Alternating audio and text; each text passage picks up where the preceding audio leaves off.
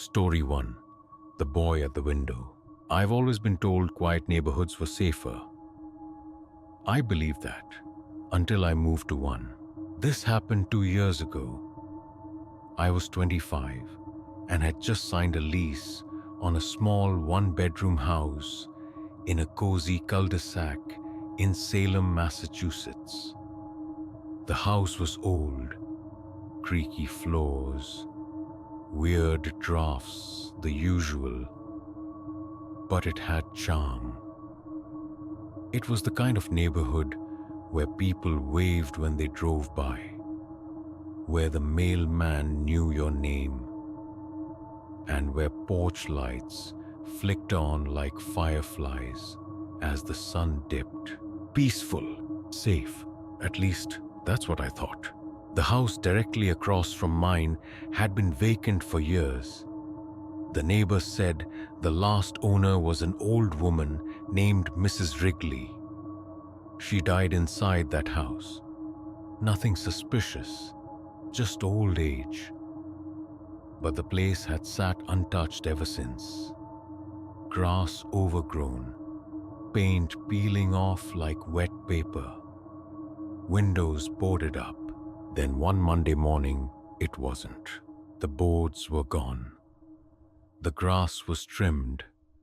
A new mailbox had been installed with no name on it.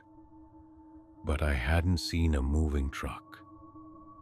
No construction crews.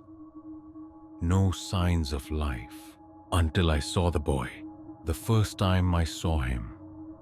He was standing in the front window. Pale skin, close-cropped hair, dark circles under his eyes.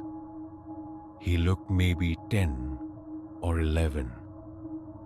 No expression, just staring. I was taking out the trash when I saw him the first time. It startled me. Just this still, small figure behind the glass. I waved instinctively. He didn't wave back, didn't even blink. I remember laughing it off. Thought maybe I was just overreacting, seeing shadows. But I saw him again the next day. And the day after that. Always at the same window, always staring. I tried to bring it up casually with my neighbor, Mrs. Henley, during one of her early morning walks. She paused for a second, like I had just said something forbidden. Then, without making eye contact, she said, "That house is empty." I started to feel a weird tightness in my chest when I looked across the street. Even when I couldn't see him, I felt like I was being watched. One night, I woke up around 2:30 a.m. and went to the kitchen for water. Out of habit, I peeked through the blinds. There he was again, but this time he was closer. His face was almost pressed against the glass, mouth slightly parted, like he was breathing on the window, still staring, the tapping. The first time I heard the tapping, I thought it was a tree branch. It was soft, rhythmic, like a fingertip on glass. Tap, tap, tap. I got up and looked out the window. Nothing. No wind. No tree branches near the house. No birds. Just stillness. I shrugged it off and went back to bed. But it happened again the next night, and the next. And this time, I swear it followed me. I'd hear it at my bedroom window, go to check, and then I'd hear it at the living room window. Then the back door, always soft, always steady, always as if it was moving around me. I started keeping the blinds closed, but it didn't stop. One night, I fell asleep on the couch. Around 3 a.m., I woke to the sound of my doorbell. I froze. No one rings doorbells at that hour unless something's wrong. I didn't move, just waited. Silence. Then The doorknob rattled. The closet. I started sleeping with a bat next to my bed. I even bought one of those cheap security cameras to face my front door. But when I checked the footage in the morning, the screen just showed static. Every night between 2 and 4 a.m., the feed cut out completely. One night I got brave. I left my blinds open. I sat in the dark. I waited. And right around 2:47 a.m., I saw him. Not in the house across the street, but outside mine, standing on the lawn, staring. Same pale face, same dead eyes. But now, I could see something else. His hands were pressed to his sides, balled into fists. He was shaking, just slightly, like he was cold or angry. Maybe both. I blinked, and he was gone. That same night, I heard something bumping inside my hallway closet. Just a soft thudding noise, like something pressing up against the door from inside. I didn't open it. I couldn't. Instead, I left my house that night and slept in my car 2 blocks away. He's still watching. I didn't sleep much after that. Every creak felt like a footstep. Every breeze against the siding sounded like whispers.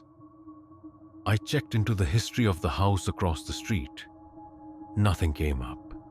No new owner, no recent sale, no records of anyone living there.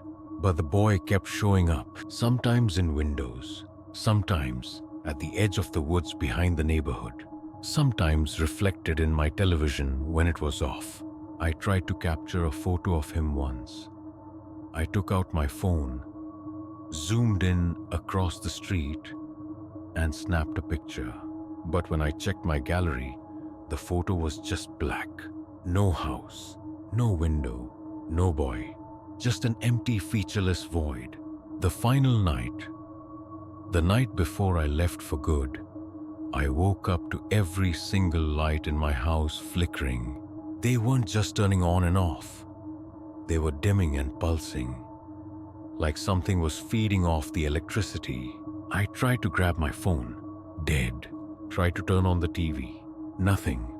The air grew cold, so cold I could see my breath. And then, from the hallway, tap, tap, tap, on the hallway mirror. I got up slowly and walked toward it. There, standing behind my reflection, was the boy. He was inside the mirror, and this time, he was smiling. I moved out the next day, told my landlord I had a family emergency, and never looked back. That cul-de-sac still exists. That house across the street is still there. The boy is probably still there too, watching, waiting. If you ever move to Salem and your neighbors tell you to ignore the house across the street, please listen, because once he sees you, he never stops watching.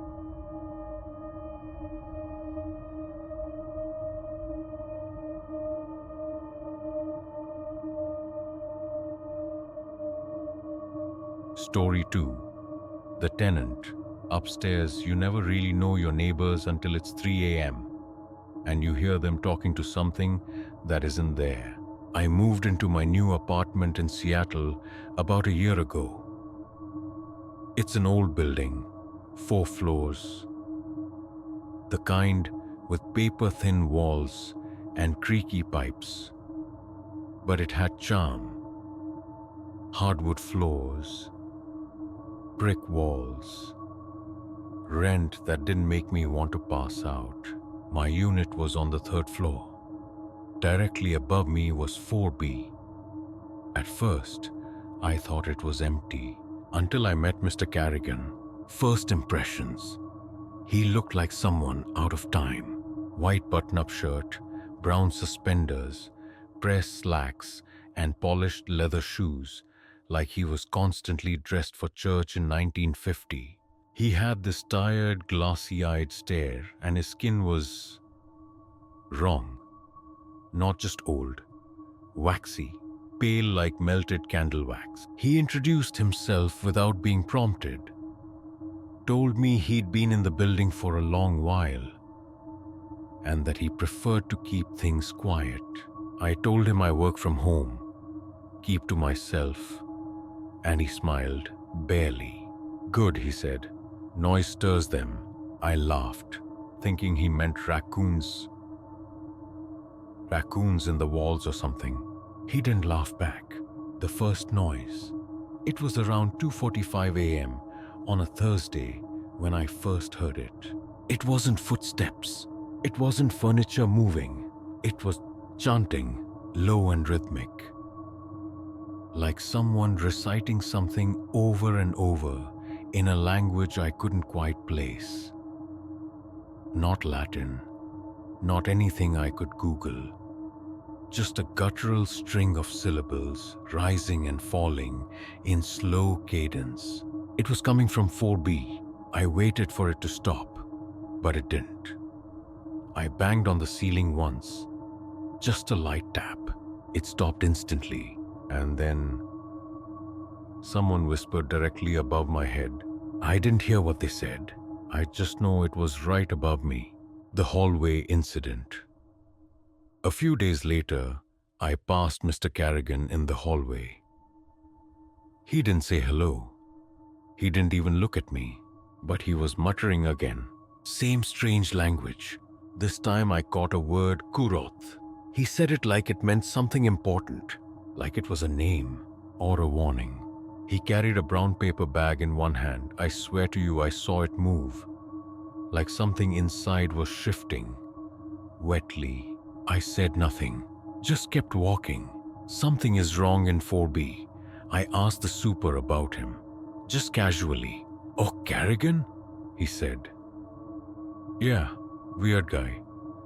Been here for ages, pays early, doesn't bother anyone. I asked how long he'd lived here. He said, since the 90s. I said, he told me he's been here longer. The super raised an eyebrow. Well, he looks like he's been here longer. Then he paused. Wait, he talked to you? Apparently, he never talked to anyone. The scratching weeks passed. The noises escalated. Now I'd hear scratching, usually from the vents, like fingernails, slow and deliberate. Sometimes at night, sometimes during the day. Then there were the wet thuds, like something falling, something heavy. And once, God, I still remember this, I heard a scream, but not Carrigan's.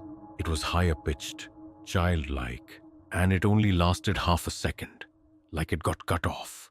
I called the police that night, genuinely scared. 2 officers came, went up, knocked again. He opened the door just a crack. They asked questions. He smiled, said everything was fine, and then he handed them a plate of cookies. They left 5 minutes later, smiling. The night it stopped. I woke up at 3:12 a.m. to something pounding above me.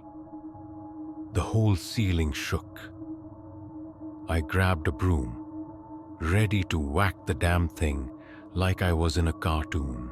And then I heard whimpering, followed by a whisper, he sees you now. It was loud, like it was right in my room. I looked up at the vent above my bed and I swear something was breathing behind it. I packed a bag and went to a motel that night. Stayed for 3 days. When I came back, everything was quiet. Empty. A month later, I saw moving trucks outside. I asked the super if Mr. Carrigan was leaving. He looked confused. Carrigan, no man, he passed away in 2040. I stared at him. What? Yeah, fell down the stairs, sad story. You sure you're not thinking of someone else? He took out a clipboard, showed me the roster of current tenants. 4B, empty. According to the building records, no one had lived there in almost 10 years. I still live here. The rent is too good to pass up. But I've sealed the vent over my bed. I sleep with headphones in, and I don't look at the ceiling after midnight, because sometimes, when the building creaks just right, I swear I still hear him whispering, and sometimes he whispers my name.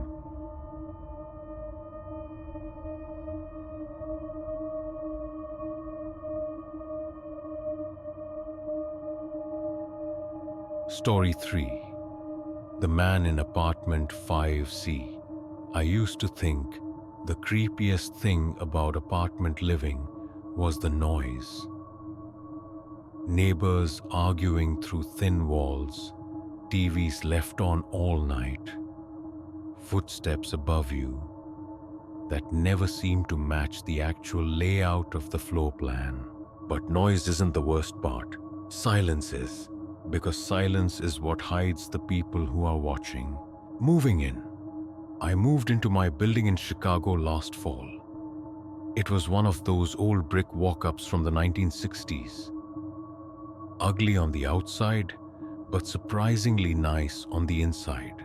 I was on the 4th floor, apartment 4C. Rent was manageable. The place had a balcony, and it was close enough to the red line to get to work without a car. Basically, I was thrilled. That first week, I met a few neighbors. Most were friendly, though a little distant. It wasn't a social building. The only one who stood out was Mr. Halperin, a thin, older guy who lived in 5C, right above me. He didn't say much when we first met, just looked at me too long, then mumbled something like, "Keep your blinds closed at night. It's polite." I thought he was joking. He wasn't. The sound of furniture. I started noticing it a few nights in. The noise from upstairs. Not the usual stomping or muffled TV. This was different. It was like the sound of furniture being dragged, slowly. Always around midnight. I'm talking heavy, groaning wooden furniture, scraping across the floor. Like someone was rearranging their whole apartment every night. I'd go to sleep, wake up again at 2 a.m., and it'd still be happening. Sometimes, it even sounded like it was right above my bed. It was creepy, yeah, but I figured he was just a restless old man. Until I came home one day and saw something on my balcony. A single screw. It was tiny, rusty, and lying dead center in the middle of the concrete. I looked up. The balcony above mine, the one that belonged to 5C, had a few rusty bolts missing from the floor grate.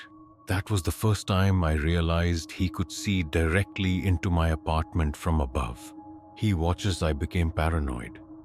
I started noticing little things, like the curtains in 5C shifting slightly when I stepped onto my balcony, like lights flickering on in his apartment at 3 a.m. when I got up for a glass of water.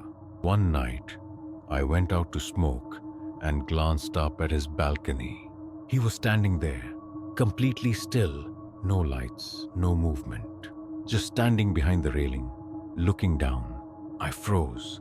I didn't say anything. After a few seconds, he stepped back and disappeared behind the curtains again. No words, no acknowledgement. The smell around late December. This smell started coming through my vents, like mildew mixed with meat. It was faint at first, then stronger. I complained to the super. He said it was probably just old ductwork or someone cooking something nasty, but the smell was rotten, like something dead. Eventually, I found the source. It was coming from my ceiling vent in the bedroom, the one directly connected to his unit. I climbed up and peeked inside with my phone flashlight. What I saw made me gag. Raw meat. Literal slabs of something rotting inside the vent, stuffed between the metal slats. Like someone had jammed it up there intentionally. I called maintenance immediately. They removed it, said it must have been rats or something. But rats don't season their meat. That's right. There were spices on it. Paprika or some kind of rub. Like someone had started cooking it. Then shoved it into the vents. I started locking my bedroom door at night. He knew things he shouldn't. It all came to a head in March. I was walking into the building, groceries in hand, when Halperin opened the stairwell door and stepped into the hallway ahead of me. I hadn't seen him in weeks.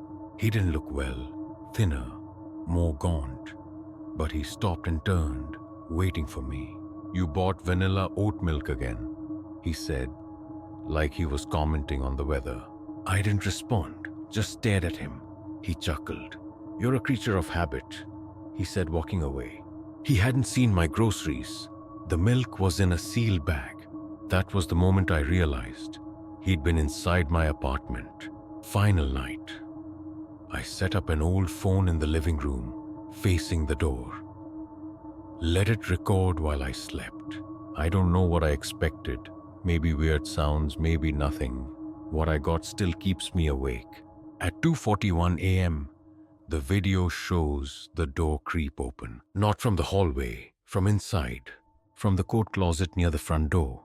A pale hand reaches out first, then a face. His face. He slinks out, looks around, and walks directly to the bookshelf. Opens a book. Pulls something out. Probably the spare key I forgot I left there. Then he just walks back into the closet and closes the door. He had been hiding inside my apartment the entire time. Aftermath. I moved out the next day. I didn't even wait for sunrise. I showed the footage to the police. By the time they checked 5C, it was empty. No furniture, no food, no bed. Just bare floors and the overwhelming stench of bleach. Mr. Halperin hasn't been seen since. They're still looking for him, but I doubt he'll be found. People like that, they disappear. But I'll tell you this, wherever I live now, I always tape over the vents. I always check the closets. And I never ever leave my blinds open at night, because the silence above you might not be silence at all.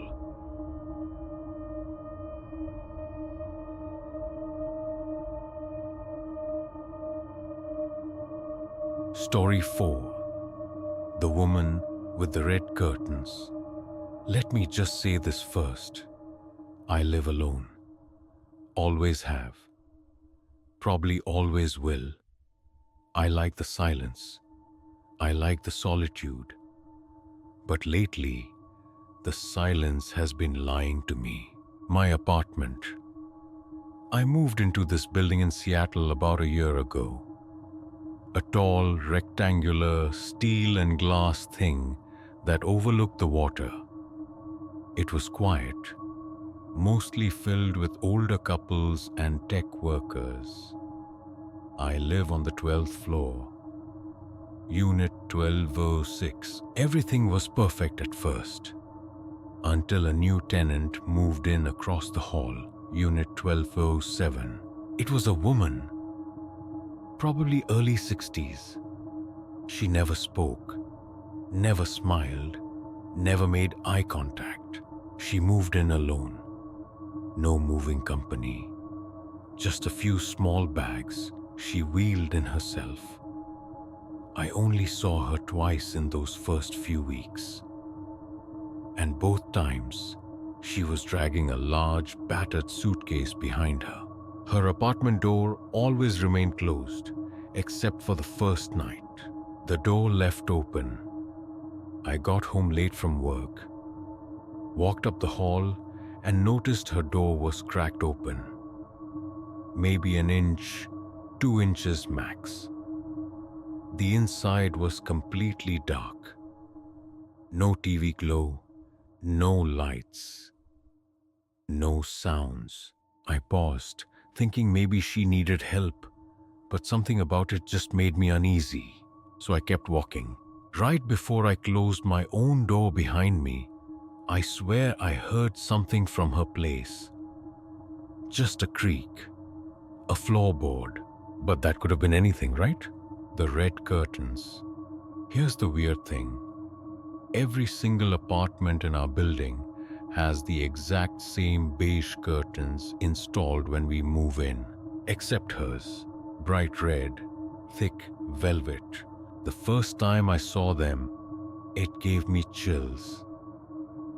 They stood out like bloodstains against the otherwise sterile building. She kept them drawn shut all day, every day, except between 2:12 and 2:15 a.m. I found that out because of the birds. See, I started noticing this weird pattern of pigeons flying near her window at exactly that time. I know how insane that sounds. But they'd gather, tap on the glass, flutter and coo, then vanish. So one night I stayed up. At 2:12 a.m., the red curtains opened like clockwork. I had my lights off. I watched from the crack between my own curtains. She stood there, not moving, not doing anything, just staring out at the city. She didn't blink, didn't shift. And then, at exactly 2:15 a.m., she closed them again. Strange deliveries. I started documenting things. Call it paranoia. Call it instinct. Packages started showing up outside her door. Never big boxes. Always small, perfectly square black boxes. No labels. No tape. Just see sitting there. And they always vanished within minutes. One time, I got bold and opened my door right as she picked one up. She froze. Didn't look at me. Just stood still, the box pressed to her chest. Then she turned around, stepped into her apartment, and closed the door. No word. The call. About 3 months ago, I got a call from the front desk. "Mr. Lawrence?" The concierge said. "Is your neighbor in 1207 home? We received a complaint about a smell, coming from her unit." I paused. "I don't know," I said. "She doesn't really come out much." The woman at the desk hesitated. "We'll send someone up to check. Just making sure you haven't seen anything unusual." I said no, but I wanted to scream yes. Everything has been unusual, but I didn't want to sound crazy. So I said nothing. She wasn't alone. 2 nights after that, I was woken up again at 2:12 a.m. I went to the window and waited. The curtains opened, but this time there were 2 people. She stood in the same spot, but behind her, a figure, bigger, bulkier, a man, I think. He was holding something long in his hand. I wanted to grab my phone, but I couldn't move. And then they both turned to look toward my window. I dropped to the floor, heart pounding. Did they see me? How could they? The locked apartment. The next morning, I went straight to the front desk. I told them I thought something weird was going on in 1207. They told me, "There is no 1207. I laughed. Told them I live across the hall from it. They double-checked, pulled up blueprints, showed me the registry. 1206, me. 1208, a guy named Marvin who works at Amazon. 1207 was never assigned. That space, according to them, is part of the building's utility shaft. I asked to speak to the building manager. He came out, looked confused, and said the same thing. 1207 doesn't exist. I asked if I could be let in. They told me there's no key because there's no door. I went back upstairs in a daze. And I swear to God, when I stepped out of the elevator and walked down the hall, the door to 1207 was gone. Final entry. I don't know how to explain it. I don't know what I'm supposed to do. I can't sleep. I've been watching that wall where her door used to be every night for 2 weeks. The red curtains? Still there. Still open between 2:12 and 2:15 a.m. But now there are more pigeons, and sometimes I think I see them watching me from the glass. They never blink, neither does she. I try to record it. Set up a camera across from the curtains. Woke up to the footage being wiped. Every night it gets a little colder in here. Every night the red curtains open a little wider. They know I'm watching now. But maybe I was never the one watching.